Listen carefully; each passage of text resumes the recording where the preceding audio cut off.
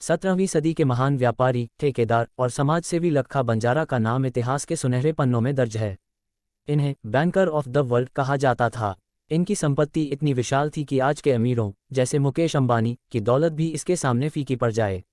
अगर इनकी संपत्ति को आज के मूल्य के अनुसार आंका जाए तो यह $1 ट्रिलियन से भी अधिक होगी। लखा बंजारा का जन्म 4 जुलाई 1580 ईस्वी को पंजाब के मुजफ्फरगढ़, जो वर्तमान में पाकिस्तान में है, में हुआ था। इन्हें लोग प्यार से लखी शाह बंजारा भी कहते थे।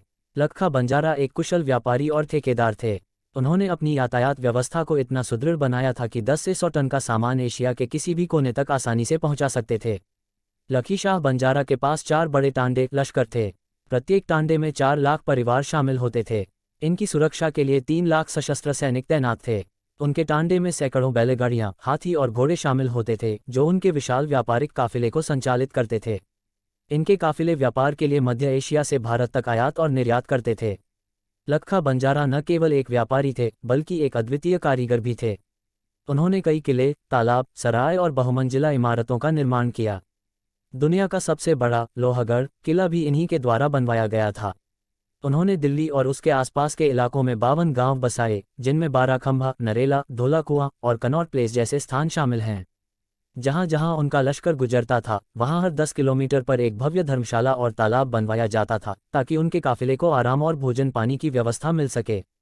बिहार के लखीसराय और मध्य प्रदेश के सागर जिले में स्थित लखी बंजारा तालाब भी उनकी यादगार हैं। 1675 ईस्वी में जब श्री गुरु तेग बहादुर जी ने मानवाधिकारों और धर्म की स्वतंत्रता के लिए अपनी कुर्बानी दी, तब उनका पार्थिव शरीर मुगल सिपाहियों की कड़ी निगरानी में था। उसी समय लखा बंजारा अपने व्यापारिक काफिले के साथ नारनौल से दिल्ली पहुंचे। गुरु साहिब की शहादत का समाचार मिलते ही उन्होंने अपने पुत्रों, सैनिकों और साथियों की मदद से गुरु जी के पवित्र शरीर को रुई से भरी बैलगाड़ी में छुपाया और अपने घर रायसीना आए। मुगल सिपाहियों को धोखा देने के लिए उन्होंने अपने पूरे घर को आग लगा दी और वहीं गुरुजी का अंतिम संस्कार किया। 2 दिन बाद जब आग ठंडी हुई तो उन्होंने गुरु साहिब के पवित्र अवशेषों को एक गागर में डालकर घर में दफना दिया।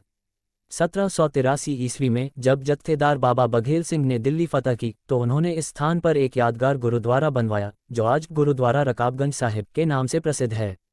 लखा बंजारा का जीवन न केवल व्यापार बल्कि समाज सेवा और वीरता का एक अद्वितीय उदाहरण है। उन्होंने अपने समय में जिस प्रकार से व्यापार और निर्माण को ऊंचाइयों तक पहुंचाया, वह आज भी प्रेरणा का स्रोत है।